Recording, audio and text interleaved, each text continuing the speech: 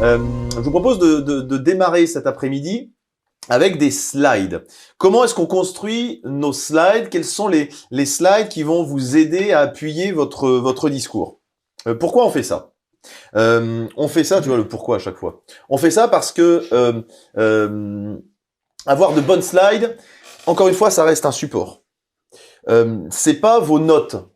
L'écueil que souvent on fait, c'est que on a comme support exactement le même support qui est donné à ceux qui nous écoutent. Dans une réunion de travail, on donne le support qu'on projette.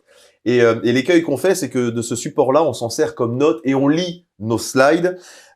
Retenez une chose, si au moment de présenter, d'animer votre réunion, de faire votre présentation, il n'y a plus d'électricité, si on a un problème technique qui nous empêche de diffuser les slides, vous êtes quand même en mesure de faire votre présentation. C'est fondamental de se dire que c'est vous qu'on va écouter et c'est pas forcément le PowerPoint que vous allez regarder. L'écueil que font beaucoup d'intervenants aujourd'hui dans des écoles, c'est qu'ils se mettent sur le côté et ils disent « Voici mon PowerPoint, copiez mon PowerPoint, écrivez ce qui est écrit sur mon PowerPoint » et puis on se retrouve dans 2 heures et finalement on tue les speakers, les orateurs ou même les intervenants. Et comment est-ce qu'on crée une bonne slide? Voici 7 règles. Les 7 règles de slide. L'idée, c'est une slide, une idée. Vous mettez une idée par slide. Si vous avez 3 idées, eh ben vous faites 3 slides. Donc pensez vraiment à ça. Pourquoi je mets ça en premier? Parce que souvent on se dit je vais faire une slide avec mes 10 idées. Ça risque d'être mal digéré.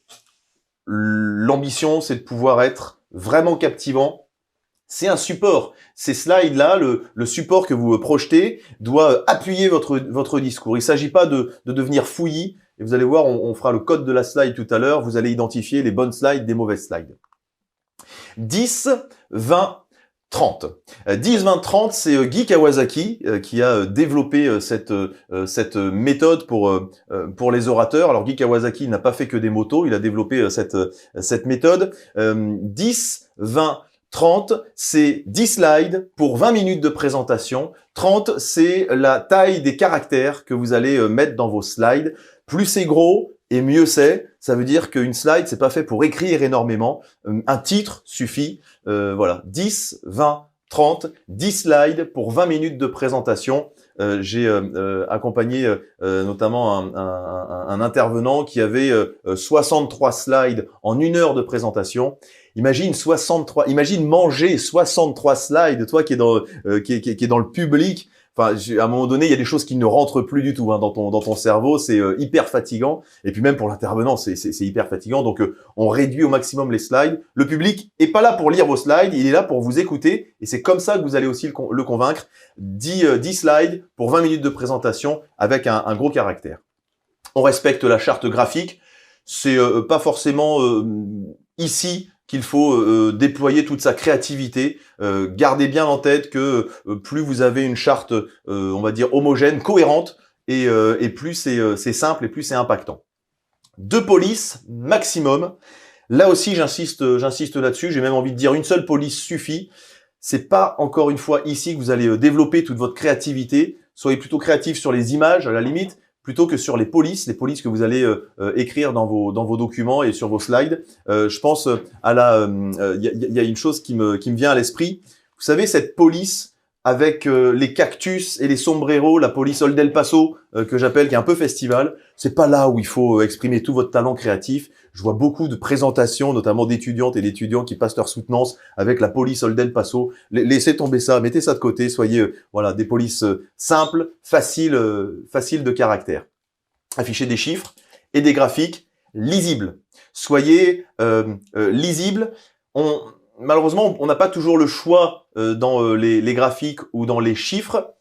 Soyez sexy. N'oubliez pas que plus vous vulgarisez vos chiffres et plus on arrive à les comprendre. Il ne s'agit pas d'embrouiller le cerveau de ceux qui vous écoutent, mais voilà, appliquer en tout cas une méthode très simple. Orienter le regard de ceux qui vous écoutent vers un chiffre en particulier. Voilà, on voit que la courbe monte et j'attire votre œil sur ce point précis. Voilà, où la courbe descend et là aussi c'est important que vous reteniez cette donnée-là. Donc, et puis sachez que quand vous commencez à parler, votre public, lui, il a déjà fait la photo de la slide. Et donc, il a déjà compris ce que voulait dire votre slide. Maintenant, il attend de vous que vous soyez convaincant. Faites un storyboard. J'ai constaté que je gagnais un temps incroyable en commençant à écrire mes slides depuis du papier. En me mettant avec des post-it, j'ai créé mes slides plutôt que de me lancer sur PowerPoint.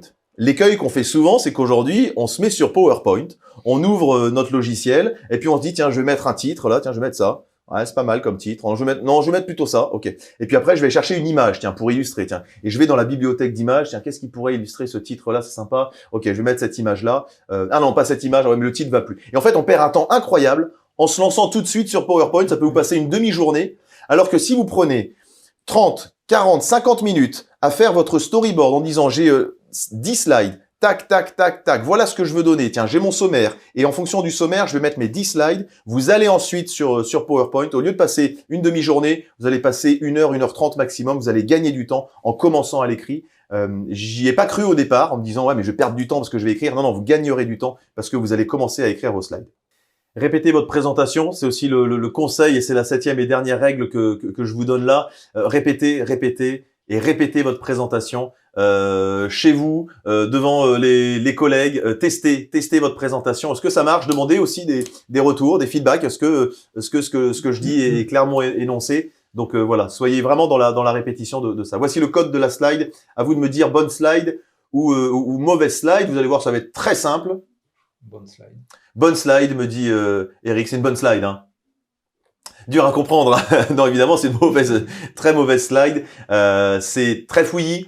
On sait pas trop où aller. On sait pas trop où porter notre regard. Donc, évidemment, ce type de slide est à bannir. Il y a beaucoup trop d'éléments. À votre avis, bonne slide, mauvaise slide? Je dirais moyenne, parce que j'aime bien le côté où il n'y a pas grand-chose. Ouais. Je pense qu'il manque des trucs quand même. Ok. Johan me dit moyenne. Toi, tu me dis mauvaise. Toi, tu me dis moyenne, Eric? Mais moi, elle m'interpelle là. Ah. Je ne comprends pas. Mais ça veut dire que peut-être que celui qui va parler va s'en servir pour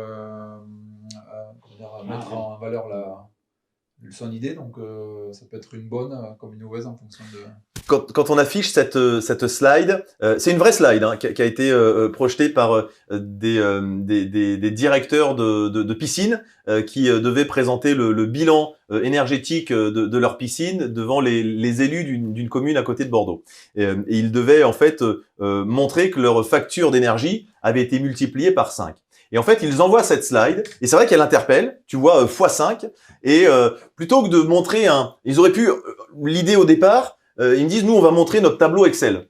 On va faire une capture d'écran de notre tableau Excel, et ils vont voir tous les chiffres, toutes les dépenses, et ils vont voir ce qu'on a payé il y a 2 ans et ce qu'on paye aujourd'hui. Et donc, en 2 ans, leur facture d'énergie a été multipliée par 5, et donc, ils présentent ça. La photo qui est derrière, c'est pas les vrais chiffres, mais ils voulaient montrer, voilà, le x5, on a multiplié par 5 notre facture en énergie. Donc, pour moi, c'est une bonne slide, puisqu'on appuie, le x5 interpelle l'idée de se dire, ouais, x5, mais x5 quoi? Vous voyez, le côté chiffre, en fait, on va écouter l'orateur, la personne qui présente. Donc, voilà, x5, mais x5 quoi? Et là, c'est à vous de parler. Je rappelle que s'il y a plus de courant, s'il y a un problème technique, c'est vous qu'on va écouter, c'est pas les slides qu'on va lire. Vraiment, on n'a pas envie de lire ce genre de slide. C'est pas là où il faut être créatif. Puis alors le fond foncé n'est pas, ou le fond de paysage n'attire pas forcément l'œil. Pensez à ceux qui regardent aussi. Bonne slide, on pose une question. Tiens, ça peut être une slide qui termine une présentation aussi. Voilà, je serais ravi de pouvoir répondre à vos questions. Ça conclut aussi une présentation. Wow, non. Alors, il y a des éléments intéressants, en fait, mais le fond vert, c'est possible. Exactement, on risque de perdre une lentille sur cette slide-là. C'est un peu trop flashy. Faites attention aussi au fond de vos slides.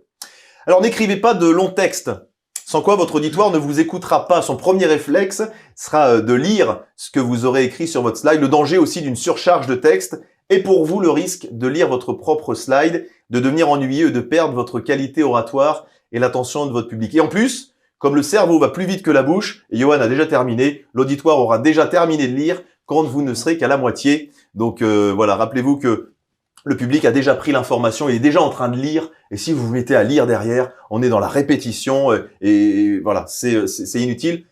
La slide, ce ne sont pas vos notes. C'est un appui, c'est vraiment un support qui va porter votre discours. Voilà, on peut parler de cohésion, d'esprit d'équipe. Voilà, on compte sur vous, sur nos équipes pour travailler ensemble et voilà pour afficher de la cohérence. Attention aux listes. Limitez les listes à puces à 5 puces maximum. Sinon, ça fait trop et on ne marque pas les esprits avec une énumération à n'en plus finir.